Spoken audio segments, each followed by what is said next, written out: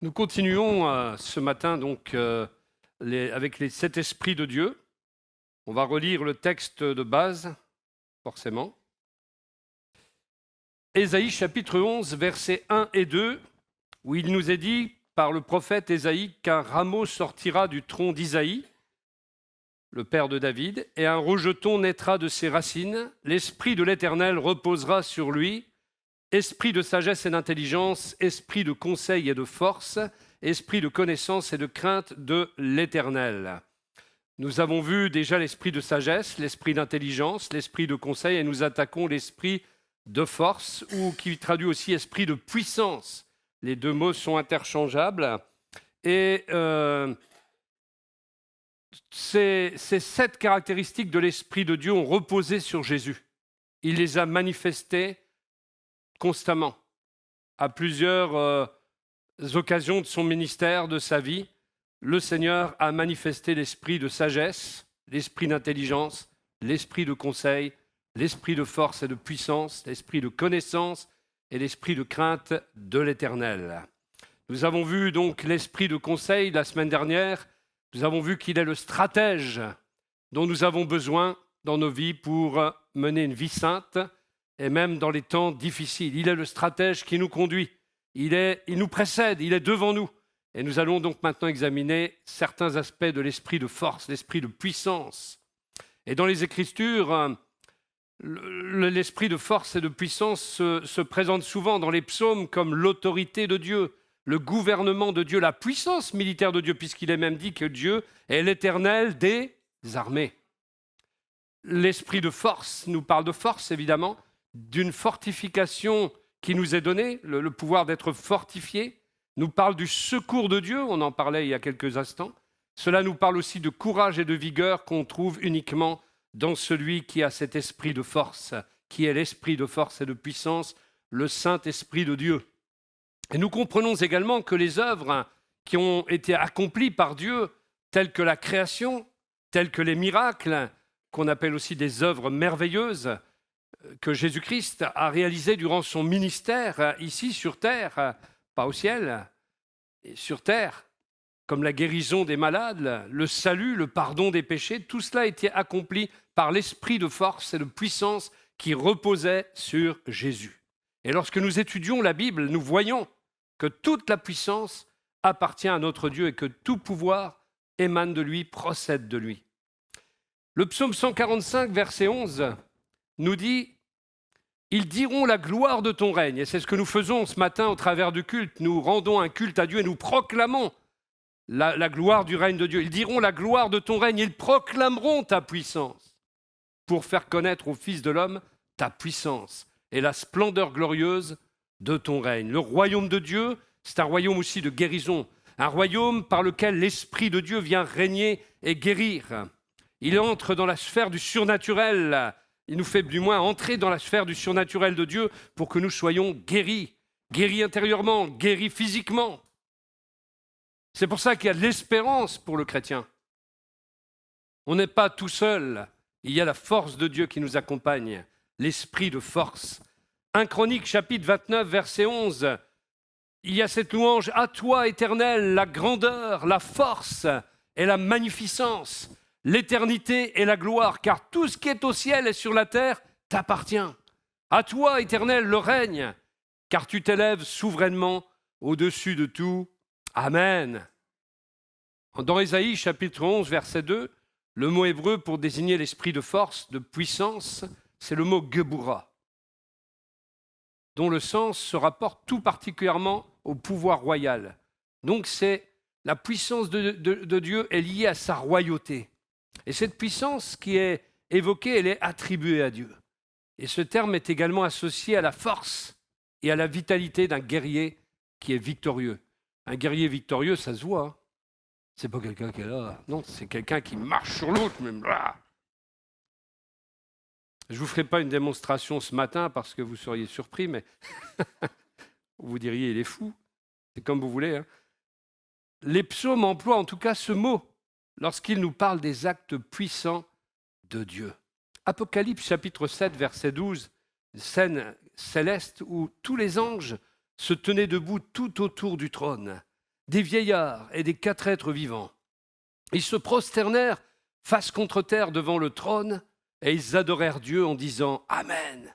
À notre Dieu soit la louange, la gloire et la sagesse, la reconnaissance et l'honneur, la puissance et la force, pour toute éternité. Amen. » Là encore, la puissance et la force de Dieu sont reconnues. Je me rappelle ce cantique, mais qui est aussi un psaume. « Montre ta force, Seigneur ». On l'a chanté il n'y a pas longtemps lors d'une réunion de prière. « Montre ta force, Seigneur », comme autrefois. Et dans la Bible, nous pouvons voir que l'esprit de force, l'esprit de puissance de Dieu se manifeste du début à la fin, car le Seigneur est omnipotent. Il peut tout. Nous l'avons chanté. Et dans la langue hébraïque, les concepts de puissance, d'autorité, de force, eh bien, ils sont mis en évidence par l'emploi d'une grande variété de mots. Il y a plus de 40 mots différents qui désignent la puissance de Dieu. Bien sûr, il y a des mots principalement et plus souvent employés, mais il y a plus de 40 termes différents pour signifier la puissance de Dieu et décrire cette caractéristique de notre Créateur d'une manière très précise. Alors voyons Dieu et les manifestations de sa force. Il est appelé dans la parole de Dieu, et vous retrouvez le mot Geburah, Gibor. El Gibor, c'est le Dieu puissant. El Gibor. Il y a El Shaddai, mais il y a El Gibor. Ésaïe 10, verset 21, par exemple, dit « Le reste reviendra, le reste de Jacob, au Dieu puissant, à El Gibor », si vous traduisez en hébreu. Ésaïe 9, verset 6, « Car un enfant nous est né, un fils nous est donné, et la domination reposera sur son épaule. On l'appellera admirable, conseiller, Dieu puissant, El Gibor, Père éternel, prince de la paix. » Voilà les caractéristiques de l'enfant à naître, du Messie qui devait naître, de Jésus, décrit près de 750 ans avant sa venue, par le prophète, inspiré par le même esprit de Dieu, l'esprit de force, de puissance, l'esprit de conseil, de sagesse, d'intelligence.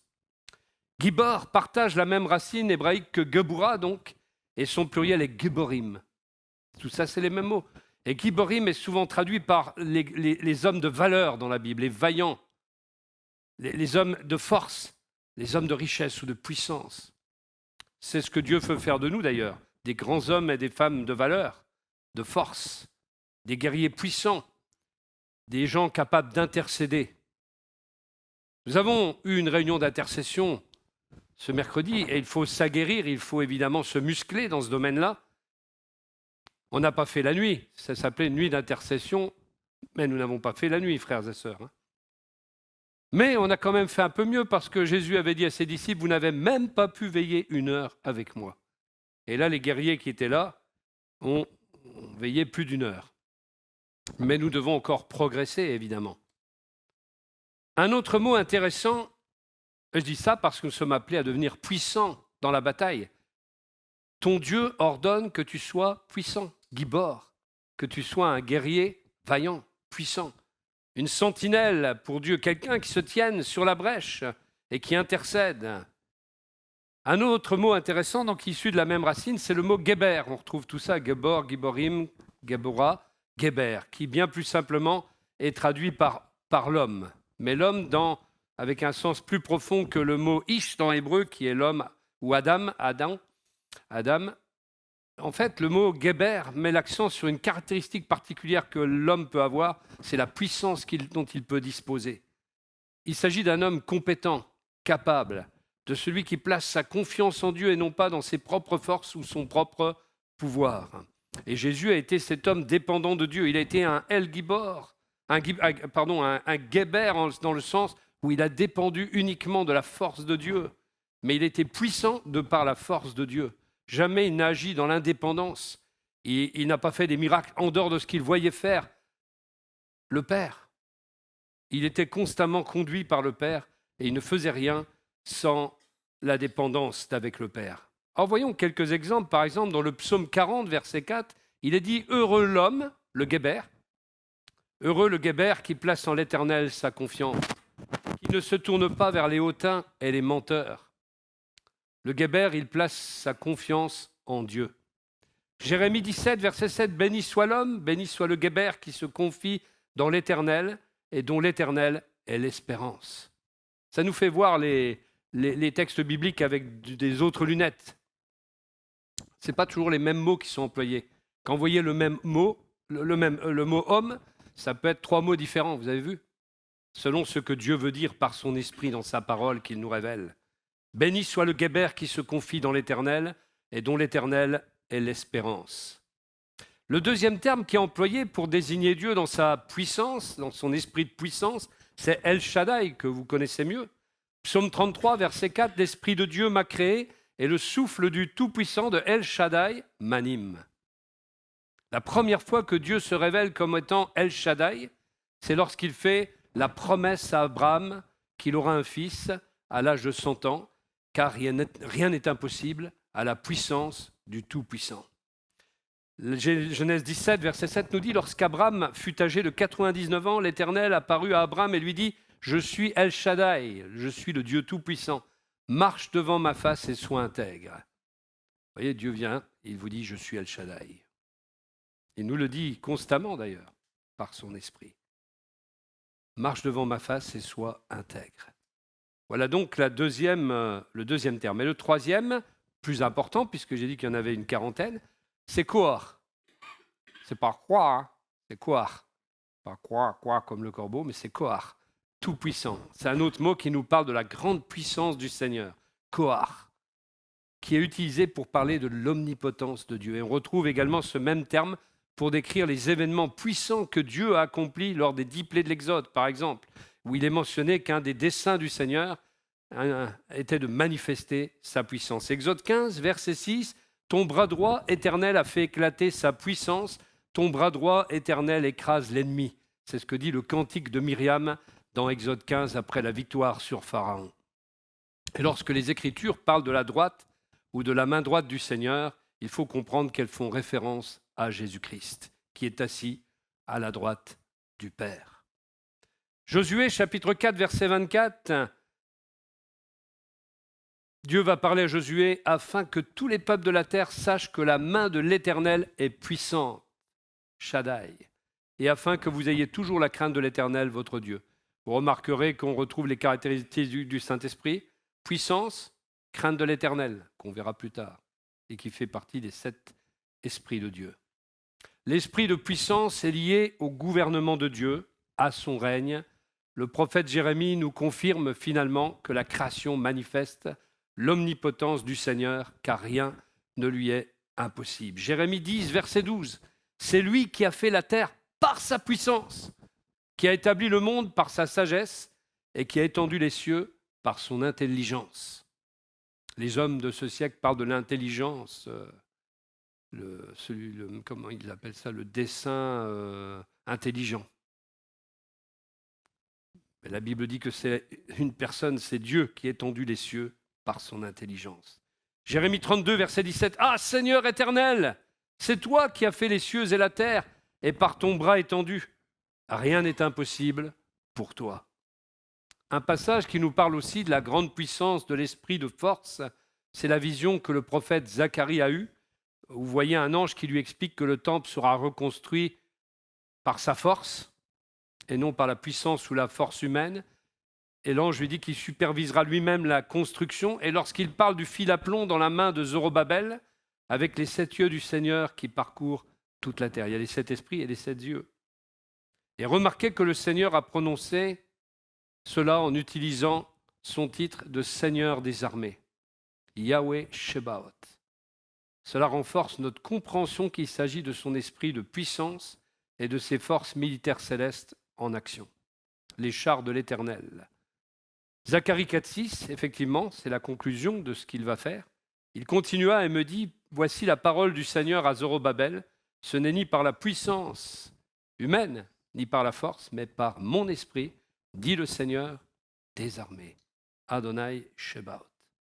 L'apôtre Paul nous dit que l'esprit de puissance fut celui qui ressuscita Jésus-Christ. Et c'est comme ça qu'il a vaincu le dernier de ses ennemis, la mort. Et aujourd'hui encore, Jésus est assis à la droite du Père jusqu'au jour où il pourra revenir pour nous. Éphésiens chapitre 1, versets 19 et 20, Paul dit « Et quelle est l'extraordinaire grandeur de sa puissance envers nous, qui croyons, selon l'efficacité de la force de sa puissance. Cette puissance s'est manifestée en Christ lorsqu'il l'a ressuscité d'entre les morts et l'a assis à sa droite dans les lieux célestes. C'est donc la puissance de Dieu, la puissance du Saint-Esprit qui a ressuscité Jésus d'entre les morts. Amen. Et nous avons chanté aussi cela tout à l'heure, que cette puissance qui est grande et qui est infiniment au-delà de ce que nous pensons et imaginons. Voyons maintenant que l'esprit de force était en Jésus. Les 7 esprits du Seigneur ont reposé sur le Messie, à qui toute autorité a été donnée dans le ciel et sur la terre. Tout pouvoir m'a été donné, tout pouvoir, toute autorité, exousia, m'a été donné dans le ciel et sur la terre. Le gouvernement repose sur ses épaules, comme il a été dit dans Ésaïe. C'est le sceptre de sa puissance, comme disent les psaumes, qui sont symboles de l'autorité et du pouvoir du roi Jésus. Et ce sceptre est étendu pour qu'il puisse régner, nous dit le psaume 110. 1 Corinthiens 1, 24, Paul va dire « Le Créateur possède autorité et puissance sur toute sa création, mais pour ceux qui sont appelés, tant juifs que grecs, il est Christ, puissance de Dieu et sagesse de Dieu. » Avez-vous déjà vu Christ comme étant la puissance de Dieu ? La Bible est expressément claire quand elle en parle. L'apôtre Paul appelle Christ la puissance et la sagesse de Dieu. Une autre manifestation de l'esprit de puissance que possède Jésus-Christ, c'est le pouvoir de pardonner les péchés. Il nous démontre ainsi qu'il est le Dieu Tout-Puissant, car seul Dieu peut pardonner les péchés. Matthieu chapitre 9, verset 6, Jésus dit « Afin que vous sachiez que le Fils de l'homme a autorité, puissance, autorité sur la terre pour pardonner les péchés, il dit au paralytique « Lève-toi, prends ton lit et va chez toi. » Dans le Nouveau Testament, nous trouvons aussi le mot grec dynamis, qui se traduit aussi par puissance. C'est de cette racine-là que dérivent les mots de notre vocabulaire actuel comme dynamite, dynamitio, dynamo, dynamique. Il signifie pouvoir, être capable. Et l'adjectif neutre qui est employé signifie que c'est ce qui est possible ou faisable. Ce mot dynamis exprime la capacité, la possibilité, le pouvoir, qu'il soit physique, intellectuel ou spirituel. Il peut aussi signifier donner du pouvoir, rendre fort, fortifier. L'apôtre Luc, dans Acte 10, verset 38, va dire « Je parle de Jésus de Nazareth et de la manière dont Dieu l'a oint du Saint-Esprit et avec puissance, dynamis. Il parcourait la région, faisant le bien et guérissant tous ceux qui étaient opprimés par le diable, car Dieu était avec lui. » La puissance de Dieu accompagnait Jésus, qui était oint du Saint-Esprit et de la puissance. Les Écritures nous indiquent que c'est l'esprit de force, de puissance, qui a fortifié Jésus dès le début de son ministère. D'abord pour résister aux tentations du diable, on le voit être soutenu par le Seigneur, pour supporter le jeûne de 40 jours dans le désert également, et ensuite pour qu'il puisse prêcher l'Évangile et accomplir les puissants miracles que nous lui connaissons, jusqu'à ressusciter Lazare d'entre les morts. Luc 4, verset 14 ne s'y trompe pas, puisqu'il dit « Alors Jésus revint en Galilée, rempli de la puissance dynamis du Saint-Esprit. » D'ailleurs, par rapport au baptême dans le Saint-Esprit, dont on veut des fois nous faire cloisonner les choses d'une manière intellectuelle, mais pas du tout spirituelle, Jésus a toujours été rempli de l'Esprit. Vous êtes d'accord ? L'Esprit de Dieu et la puissance de l'Esprit de Dieu sont deux choses différentes. Là, Jésus, pendant 30 ans, il n'a pas manifesté la puissance de l'Esprit de Dieu. Mais quand il a commencé son ministère, la Bible nous dit qu'il a été rempli de la puissance. Et de même, le croyant reçoit, lors de sa conversion, le Saint-Esprit dont il devient le temple. Il peut même être rempli de l'Esprit, mais il n'est pas rempli de la puissance. C'est le baptême dans le Saint-Esprit est justement ce revêtement de puissance dont nous avons besoin, car qui peut se passer de ce revêtement de puissance pour mener le combat spirituel dans ce monde rempli de péchés ? Si on en a eu besoin du temps de Jésus, si Jésus a eu même besoin lui-même dans sa subordination au Père, d'être rempli de la puissance d'en haut, alors combien plus nous, gens du XXIe siècle, avec tout ce qui se passe, avons besoin d'être remplis de la puissance du Saint-Esprit. Deux choses différentes donc.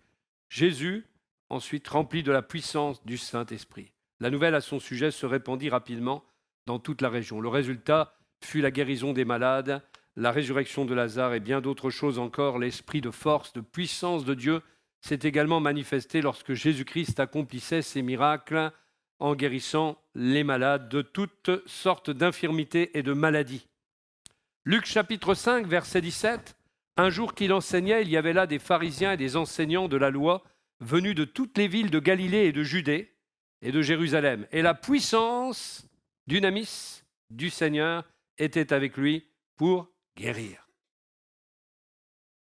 Luc 8, verset 46, quand Jésus va guérir la femme qui avait une perte de sang depuis 12 ans, il répondit « Quelqu'un m'a touché car j'ai connu qu'une force, une puissance, une force était sortie de moi. » Luc 6, verset 19, « Et toute la foule cherchait à le toucher parce qu'une force sortait de lui et les guérissait tous. » Donc la force divine accompagnait Jésus, oint du Saint-Esprit. Alors cela nous amène à l'esprit de force et de puissance pour les croyants d'aujourd'hui. L'esprit de puissance de Dieu tel qu'il se manifeste dans les Écritures n'est pas réservé à Jésus-Christ, ni aux prophètes de l'Ancien Testament, ni aux apôtres uniquement, c'est-à-dire ceux qui ont connu les temps apostoliques du 1er siècle. La puissance de Dieu, elle est disponible pour les croyants aujourd'hui.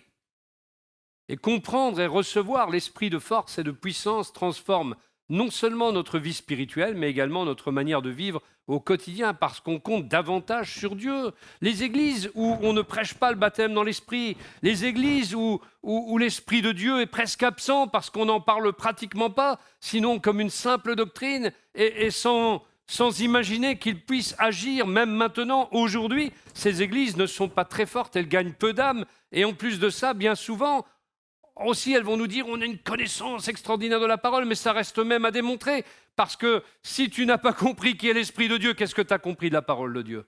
Parce que de la Genèse jusqu'à l'Apocalypse, on parle de l'Esprit de Dieu. Et si tu n'as pas compris qui est l'Esprit de Dieu, comment vas-tu comprendre cette intimité dans laquelle il t'invite? En fait, ces personnes qui refusent la véritable doctrine biblique sur le Saint-Esprit se limitent. Mettre des limites à Dieu, c'est pire encore qu'elle se limite elle-même. C'est une chose qu'on peut même comprendre, mais qu'elle limite Dieu dans son action à la sphère du 1er siècle. Pourquoi Dieu ne pourrait pas agir au 21e siècle s'il a agi au 1er siècle? C'est complètement délirant. Mais malheureusement, il y a encore des gens pour croire cela et professer cela. Mais vous allez dans ces églises-là, il n'y a jamais de guérison. Il n'y a jamais personne qui voit une amélioration dans sa vie, parce qu'on reste tel quel du début jusqu'à la fin de la vie chrétienne. On ne prie pas dynamiquement pour les gens, parce qu'on ne connaît pas l'Esprit de Dieu, parce qu'on ne connaît pas la puissance de l'Esprit de Dieu. L'Esprit de Dieu, aujourd'hui, 21e siècle, est là pour nous fortifier face aux épreuves et aux tentations, comme il l'a fait pour Jésus. Tout comme Jésus a été fortifié par l'Esprit de force et de puissance pour résister aux tentations dans le désert, les croyants peuvent puiser dans la même force, dans la même puissance pour affronter les tentations spirituelles, les tentations morales, les épreuves de la vie qu'on peut connaître personnellement ou même professionnellement, et puis les moments de découragement et de doute également. L'Esprit de Dieu, l'Esprit de force nous rend capables de tenir ferme malgré les circonstances. Tenir ferme après avoir tout surmonté, dira l'apôtre Paul. Et puis, un deuxième rôle que l'esprit de force peut avoir pour nous, 21e siècle aujourd'hui, c'est qu'il a autorité et pouvoir dans la vie spirituelle qui est la nôtre. L'esprit de force, l'esprit de puissance confère à celui qui en est doté, qui en est rempli, une autorité spirituelle pour proclamer la parole de Dieu avec assurance. Les premiers chrétiens, il nous est dit que dès qu'ils furent remplis du Saint-Esprit et de puissance, ils ont été dans les rues pour proclamer avec assurance, hardiesse, la parole de Dieu. C'était leur caractéristique. En même temps, l'esprit de force et de puissance est donné pour faire face à l'oppression ou aux attaques spirituelles. que fait quelqu'un qui ne comprend pas ces choses face à l'oppression spirituelle dont il pourrait être victime. Nous savons très bien que l'ennemi profite de l'ignorance de beaucoup pour attaquer, pour détruire, pour voler, pour égorger.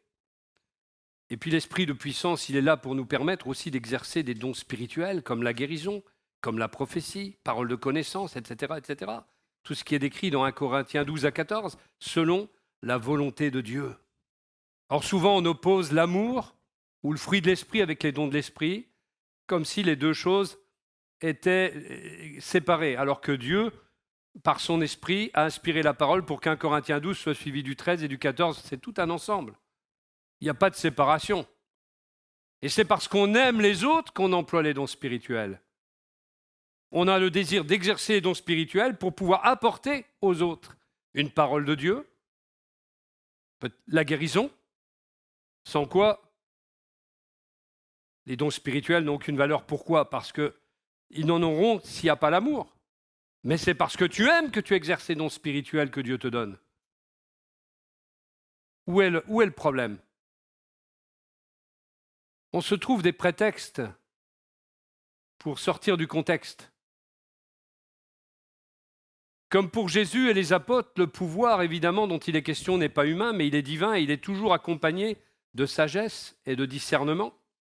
Acte 1, verset 8 est clair. « Mais le Saint-Esprit descendra sur vous », c'est écrit au-dessus, hein. « Vous recevrez sa puissance et vous serez mes témoins à Jérusalem, dans toute la Judée et la Samarie et jusqu'au bout du monde. » Ceux qui ont reçu la puissance de Dieu ne peuvent que devenir des témoins partout où ils foulent des lieux avec leurs pieds.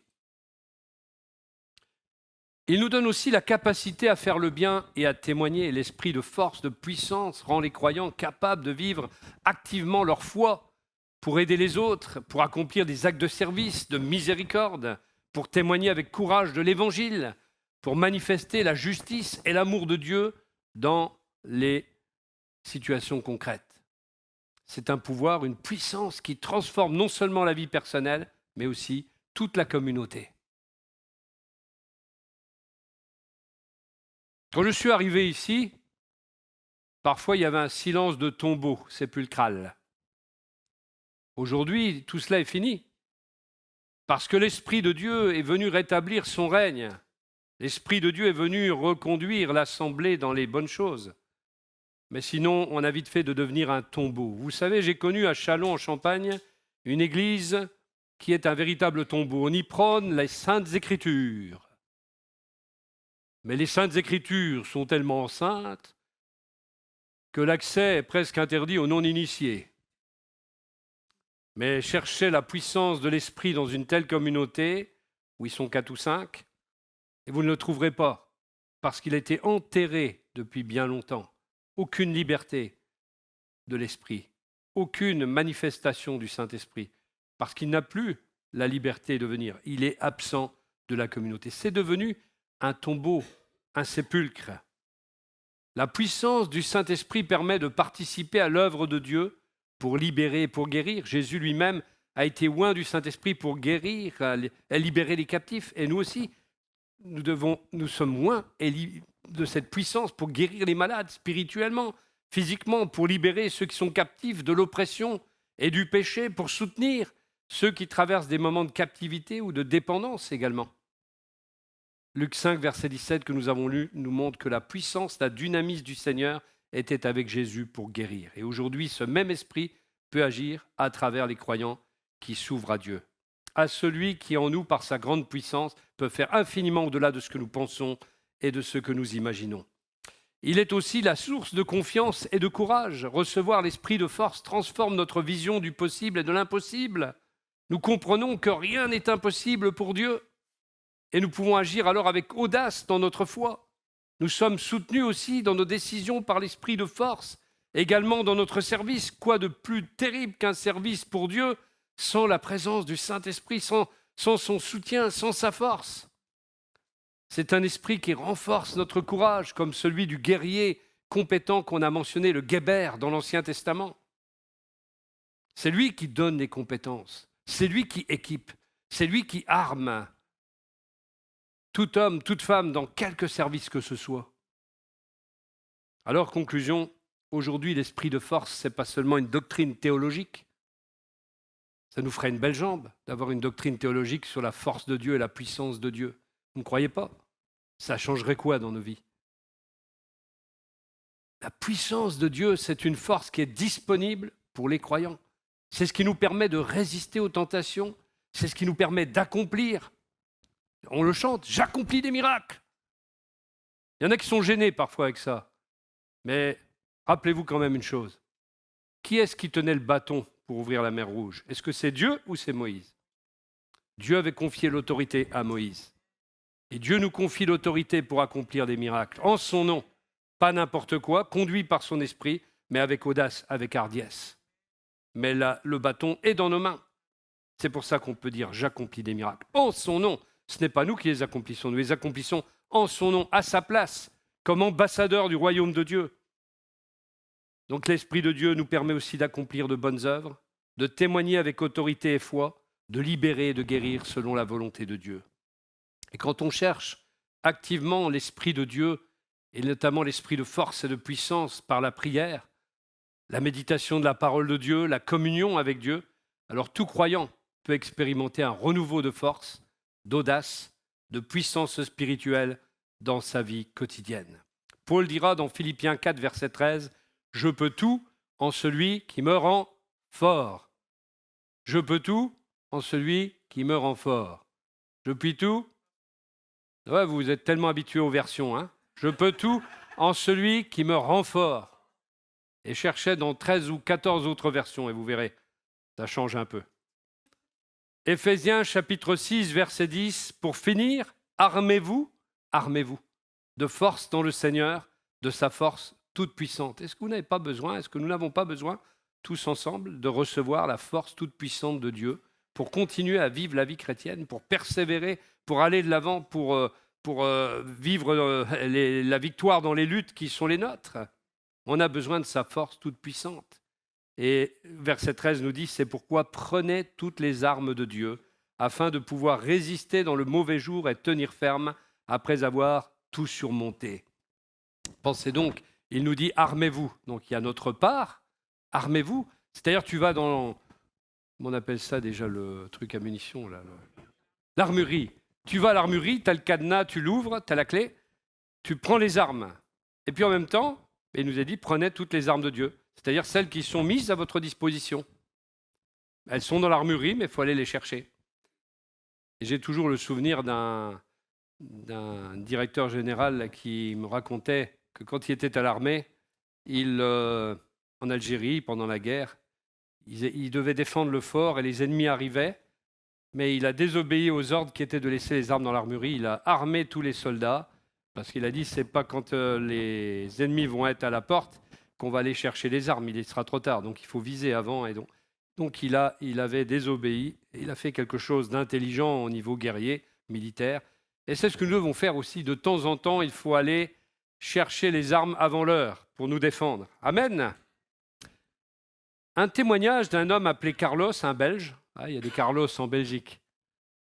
Carlos a traversé plusieurs années très dures. Il a perdu son emploi, il a perdu ses relations même, et sa relation même avec sa compagne qui a demandé le divorce.